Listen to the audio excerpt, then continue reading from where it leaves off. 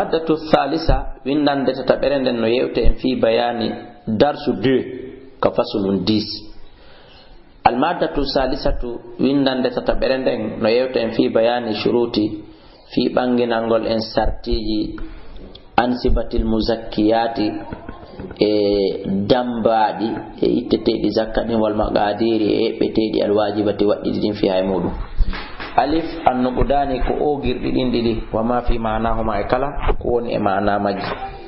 awalan adhabu de do kanne wa shartu zakati sarti ittegol zakka maji on an yahula alayhi alhawlu konde hitande len timmata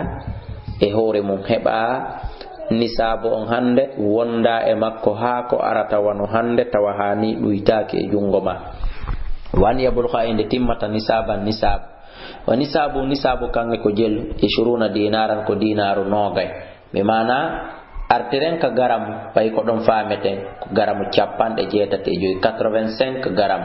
mono mari 84 garam haray zakka wadaki mo so wadi non volonté witti mo mari baraji ko 85 garam on 85 garam kadi sa hebi mo hande mo men wiide don wona hande mo onon jenti don ko hande mo tafsiro wadande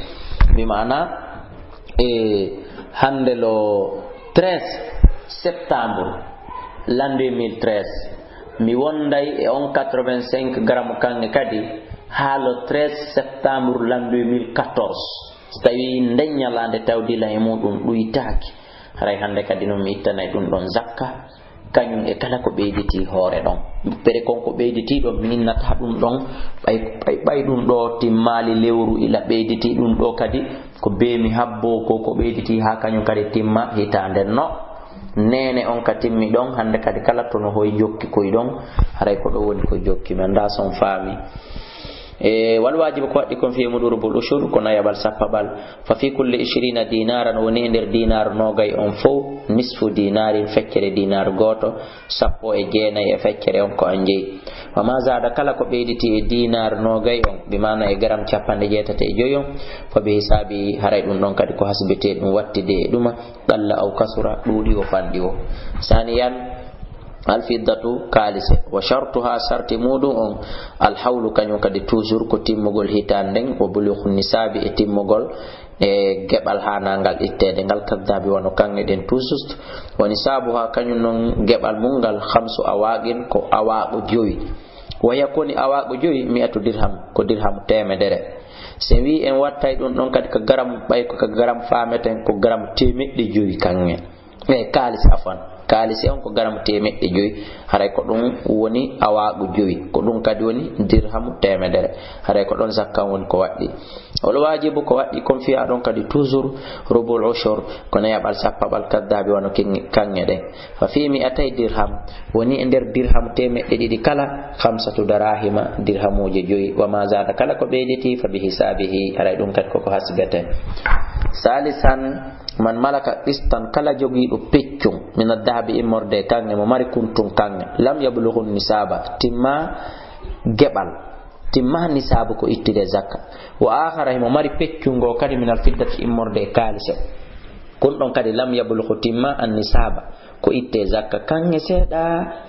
kalise seda kange den timma garam ciapande jeetate e joyi kalise den kadi timma garam temedde joyi kono si pitindidama waway timmude ma bura haray jamaahuma ko yo hawtindirdi ma ande wotere tay ko kanko tunjeyi fayda bal gasi tay kanji didi valeur majjor timmi nisaban zakkahuma haray ko yo itudi zakka ma ande wotere kullan gote kala e mum bi hisabi e bel hasfore munde haray o yaltina kuntum kange seda gebal ko kange den kon o yaltina kalse na yo ittu fo mudum ka kange na yo ittu fo mudum ka kalse kabe ko yo ittu embere mudum o masalan si tawi kange den baaw hawtindiri kuntum kange kuntum kalse ko tay kange den tum hino yetti 20% e nder mum haray ko kange 20% kadi itata tay ko kalse on kadi yetti 20% haray ko dum o itata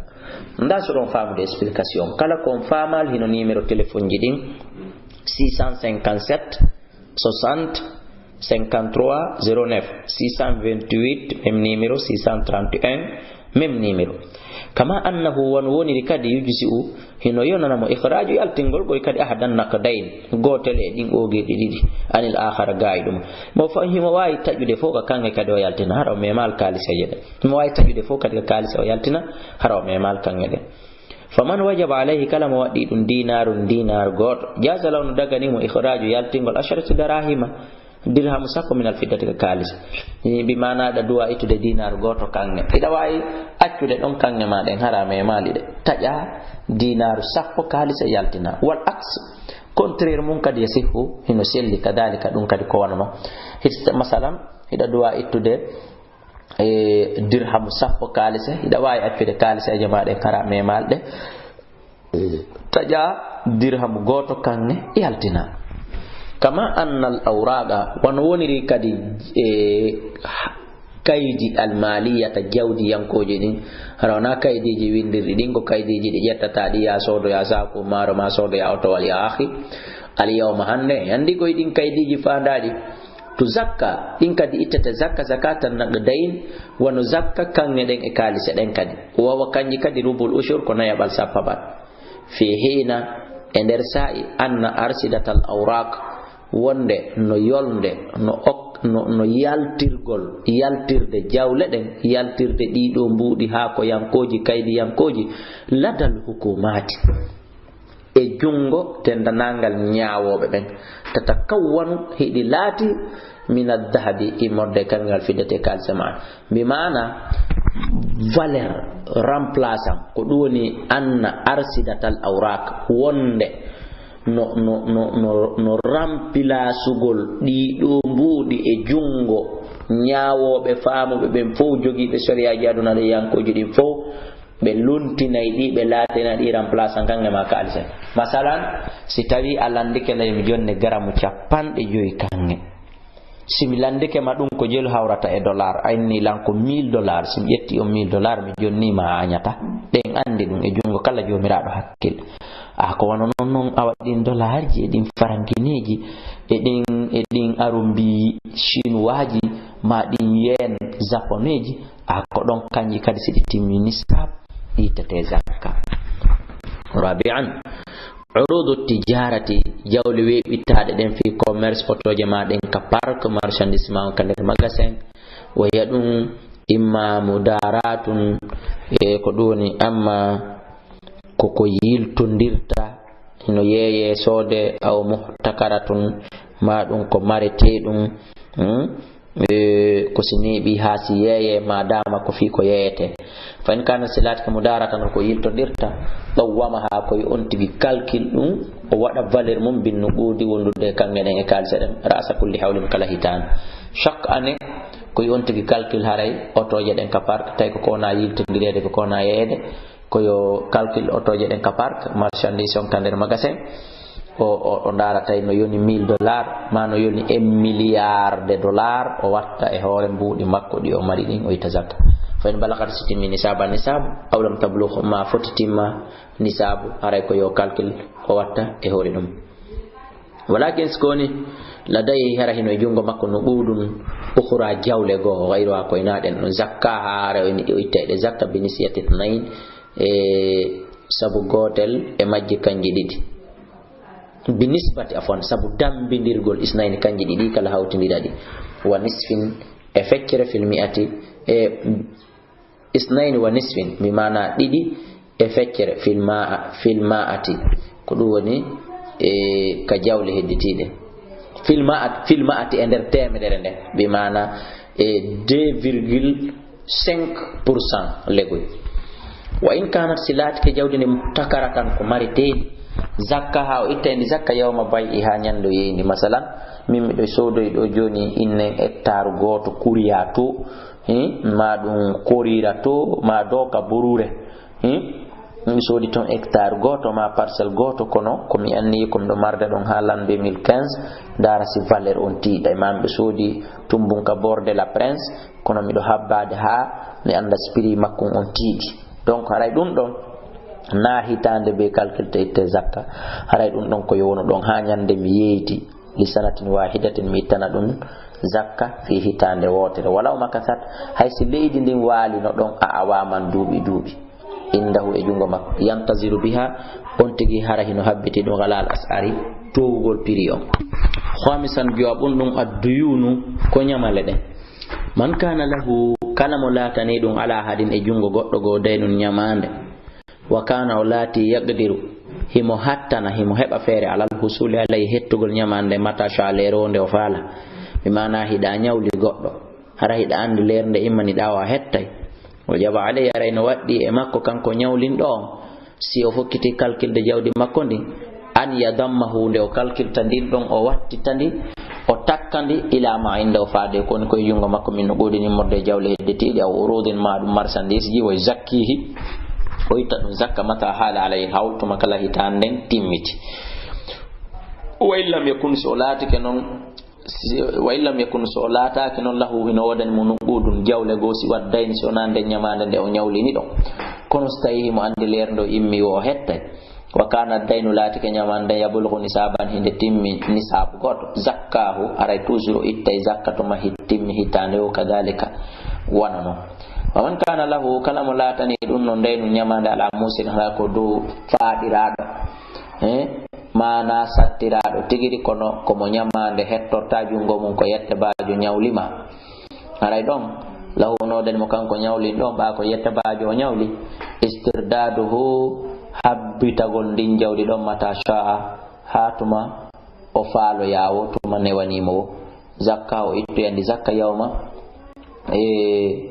yaqbiduhu nyande o hettoyndi li amin si Allah mo yeyondi hettode o itto yandi zakka li amin waydin fi tande wotere walaw madat alayhi hay si tawi ndi feddi e jungo nyawla don iddatu sanawatin embere duubi joyi ma sappo ma temedere ay ko nyande o hettindi ko fi hitande wotere o ittantandi zakka o jettandi don o watta e hore jawdi makko idditindi na yo wi yo wattundi derton na si leer hewti ko itta zakka o calculi dafo no hay stay ko ndu lewru daroto ndo ittata zakka so hendike ndi hande o itta ndi zakka hande o wattandi e der jawdi makko ndi si woni lewru daroto ndo duwa ittude zakka ndun hewti o calcule o fo kadi ensemble mi anda son fami ƴoyre alaka islam wano woni kadi jam fa alaka islam accat hollatama ƴoyre an kadi na ya hollo islam ƴoyre sadi tan jeega bon arikaz ko jawdi ndi goddo tawi no iri mo asude ko loru tun may mo asude ngayka o awa leggal ma himo asude do tun o yi ton jawdi o dum dafnul jahiliya ko jawle ko jahiliyan ko ben iruno adi banque ji wodute adi hebade kamaro asaira faman wajada kala tawdo bi ardihi ilaydi makko din aw darihi ma galle makko de malan jawdi madfunan irandi min amwalil jahiliya imurde jawle jahiliya wajib alayha rayno waddi man yuzakkiyahu do ittata di zakka bi dafil khumusihi sabu ittugol jawab al mudum gal jonna ila al fuqara wal masakin miskina ben e wasodo be wal mashari'i al khairiyat be do yanyobe moƴƴireji kombe no yanyobe moƴƴireji no société ji darnaydi julirde société ji asaydi kolonji e forage ji société ji ne ay be pay koy aliyati mahwi ko don al mashari' al khairiyat bi maana mandeji moƴƴere yankoji li qawli sallallahu alaihi wasallam sabma ko ne laado firrikaz woni en rikaz on al khumusu jawabat sabian je dabun al maadin ko ogirde den in kana silati al maadin ogirde kunnun ogirde kaka asoyteto stayoni lati kasete no dahaban ko kan asete o fiddatan zakka on tigi ittay dun zakka mastakhrajahu kala ko yaltini min e mudun in balagha nisaban stayno timini sab sa asi handa hebi garam goto aytata zakka sa asi janga hebi garam capande jo aytata sa asi non a hebi garam capande jetati e joy ara aytay zakka wali zakkiha bi rubu'il ushur ene dum do kadi afan mi diwi wa sawa no fatater halal hawdu hitande timmi aw lam yahul ka hitande timmal nyande timmi capande jetate joyo itte zakka si tawi no moɓondiri si tawi o hebi hande garamu goto o nyamimo faddi jango hebali fadditi jango kadi o hebi garamu joyi bon hebo ya gol o ya gara sappo tawi kadi o ya garamu joyi kadi hawritino nyamama haray no fo zakka waddaki no ko nyande o hebi capande jetate joyi foti foppo ko hande hebi foti o ya garamu sappo ko rowani hebi capanɗe jeɗɗe on heɓi hande ko nyande timmi capanɗe jettete joyi ko yo ittu zakka ndasi ɗon famde explication musidɓe julɓe fa innahu kun yajibu no waɗɗi alayhi makko kullama stakhrajatuma kala o yaltini kammiyatan molon timmuɗo zakka ha nde wittatama zakka mata balaghata nisaban tuma kala timmi nisab wal yuzakkiha est ce que ɗo kadi o ittay ɗum zakka biroboyl ushrina ya ɓal sappa ɓal wonon ɗiya mbuɗi ittirte aw bil khumusi kako jowaɓal kar rikase wono rikase on ɗo ikhtalafa ino lutodira ahlul ilmi jomiraɓe gande ɓen fi dalika e nder o masala ɗam moƴƴa faman qala ino jeeya e ɓen wiwɓe no woodi wiwɓe yuzakkal ma'adin o ittay ɗum won ogirɗe ɗen yuzakkal ma'adin wo ogirɗe ɗen ittete bil khumusi jowaɓal gasa huɓe ɓe mesiri ɗum ɓe eɓɓi ɗum ɓe compare ɗum alla rikase ka rikase ka jawle iriɗe kono ɗum buy tawtali ɗum wata wonde gotum par ce que oɗo yangike finance asi oɗa wona jawdi wonno ɗaɓɓutude ko goɗɗum onno asande o hawrodiri o andi financement maɓɓe on na gotum islam le toñata waman qala ino wodi kadi wiwɓe yo zakka o ittay ɗum zakka zakatan naɗɗe dayn zakka no kange ɗen e kalise ɗen e mbuɗi ɗin ittirte no haray min Abdoullaye Kalla ko ɓeɗo mi tawti akhada o ƴetta bi umumi qawlihi akhada ka ƴettugol bi umumi qawlihi huɓutugol kongol ne laɗangol sallallahu alaihi wasallam wa laysa fima duna 5 awaqin ala e nder kala ko timma awaqi joyi sadaqatun zakka fa qawluhu ma qol mabbe 5 awaqin awaqu joyi shamilun ɗum ko muftuɗum lil ma'dini wa ghayrihi o girɗe ɗe wo e ko hinawo wal amru fiyake ɗen fi hada e nder o masala ɗo wasi on no yaaji moƴƴa no nayo goto wiw koko faami kon ko be ɗum ɗon tun ko yo wiw kanko ko ɗum ɗo o suɓi walhamdulillah yettore nde wodani Allah wa amma ida kana amma silatiki al ma'adin o girɗe ɗen hadidan ko janɗe asete ko fer aw muhasan ma ko sila aw kibritan ma ko leydi moƴƴintedi almeti aw ghayriha ma ko hinaɗum fa istabu no yiɗa taskiyatul ittugol zakka al mustakhraji yaltina ɗum min muɗum min qimati imurde qima muɗum on bi nisbati sabu dambidirgol isnaini wa nisfin ɗiɗi e feccere fil mi'ati e nder temedere nden e nder temedere nden yaltina ɗiɗi e feccere capanɗe jeeɗiɗi capanɗe jeenayi e jeeɗiɗi e feccere nden hara ko kanko jeeɗi idu ko lam yaridi jolali nassu wo sarihun selludo fi wujubi e nder waɗɗagol azakati zakkan fi muɗum walaysa huwa min adabi ɗum ɗo wonali kange awil fiddati wonali kalise fa yuzakka wujuban sakko itte zakka hara ko waɗɗi ɗum saminan almalu almustafadu jawdi naftortedi in kana silatka almalu jawdi almustafadu ko naftorande riba tijaratin bimana ko tono commerce makko on woni ko naade ndin jawdi ɗon awnitaji hayawani ma ko mummunteji ɗi woni ko rimi zakka o ittay ɗum zakka bi zakati aslihi wondude zakka nene mum o daƴƴere nden hoore manan kunkun wala yaltafitu itotako ilal hawli fi faade timmugol hitande ɗum ɗon masalan ko hande duwaɗa ittude zakka nagge ma ngen ko hanki rimi aynata ko mboboti ɗum ɗo mi kontata ko ɓay kankun kun timmal hitande no ma jippini conteneur maɗa on hande a yeeyi a heeɓi 100 million tono ittugol zakka fewndi ka jango aynata o 100 million ɗo aytatamo zakka hande ɓaw timmal hitande no a wattiday e nene mum e nene on wa in kana silati al mustafadu ko naftora ko min ghayri ribihin wona tono tijaratin julankako awnitajin ma ko rimi awnitaji hayawani mari mande mummunte istaqbala bi haray o fewtiday e ɗum ɗon o fewtinay ɗum ɗon in kana istaqbala bihi haray o jaɓay ɗum ɗon in kana silati nisaban ko nisabu hawlan kamilan yiltitoɗen ko mi adi wiide ko si tawi jawdi ndi o heɓi ndin wona commerce makko o rimi ndi wona mummunteji makko ɗi rimi ndi masalan ko goɗɗo okkimo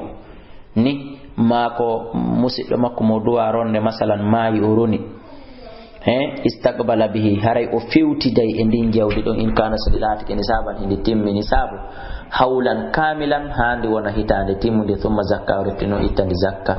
o wattida nde jawdi makko e ditindi on faami masalan faman wuhiba lahu malu kala okkaɗo jawdi aw warasahu ma o roni ndi haray la zakata fi din don on o ittantande zakka hatta yahula alayhi hawl ha hitande timmita e muɗum anda son han ba on no yewten alan amu fi nemora din wa yakoni dum awalan al iblu ko ngelodi din wa shurutu zakatiha sarti zakka magion an yahula konde timmata alayha e hore mun kanyon kada al hawl hitande wa anta bulagha inde timmata nisaban nisab wa nisabu ha nisab mun an takuna konde latato khamsan joy min al ibli morde ngelodi fa aksara ma ko buri de gawli sallallahu alaihi wasallam laysa fi ma duna khamsi dawdin ala ender ko timma e jolaydi joyi sadaqatun zakka wal wajibu ko waddi kon fil khumsi ender ngelodi joyi shatum ko dammi jazaatun sulungil ko duwoni aw fat sanatan timmingel hitande wa dakhalat fi saniyati ngil natande hitande dimmerende min ghalibil ghanami ko buri jalade kon e dammi ni foti kol bali buri dudude don foti ko be'i al muzakka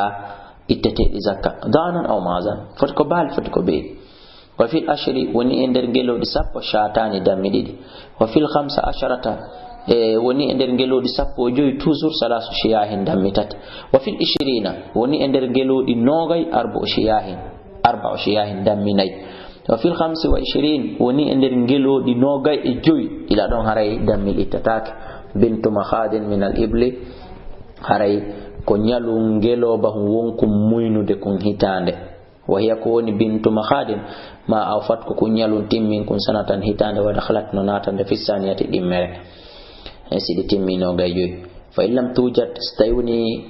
nyalun kun hitande hebaki fabunu labunin haray ko darugol gaum bi ko samma ale goy gaum hodda kun yujzi anha haray kun don no wawi remplace de nyale ngenda